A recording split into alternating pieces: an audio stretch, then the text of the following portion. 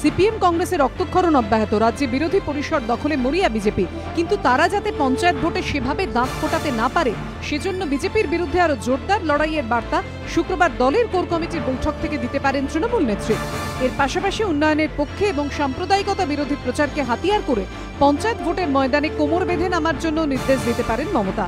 শুক্রবারের বৈঠকে তৃণমূলের জেলা স্তরের সংগঠনে বিস্তর রদবদলের সম্ভাবনা। জোর দেয়া হতে পারে বুথ ভিত্তিক সংগঠনে। কয়েকটি জেলায় পর্যবেক্ষক পরিবর্তন এবং নতুন পর্যবেক্ষক নিয়োগ করা হতে পারে।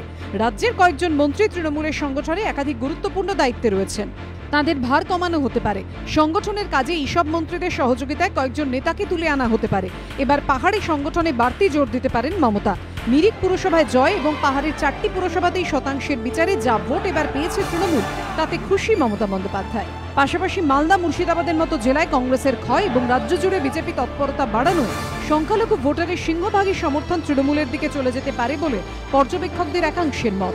এই সম্ভাবনাকে মাথায় রেখে এই সব জেলাগুলিতে সংগঠনে বেশ কিছু নতুন মুখ আনা হতে পারে।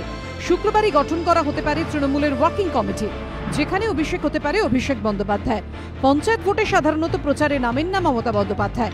এবারও সেই রীতি বজায় থাকলে পঞ্চায়েত ভোটে তৃণমূলের প্রচারের মূল দায়িত্ব অভিষেকের হাতে তুলে দেওয়ার দাবি উঠতে পারে কোর কমিটির বৈঠকে, যাতে নতুন প্রজন্মের নেতা হিসেবে অভিষেকের জনপ্রিয়তাকে কাজে লাগানো যায়। 2016 19 মে বিপুল জয় পেয়ে দ্বিতীয়বার ক্ষমতায় আসে তৃণমূল। শুক্রবার তার 1 বছর। এই ঐতিহাসিক দিনেই কোর কমিটির বৈঠক ডেকেছেন তৃণমূল নেত্রী। সেদিক থেকেও এই বৈঠকের বাড়তি তাৎপর্য। এবিপি আনন্দ, কলকাতা।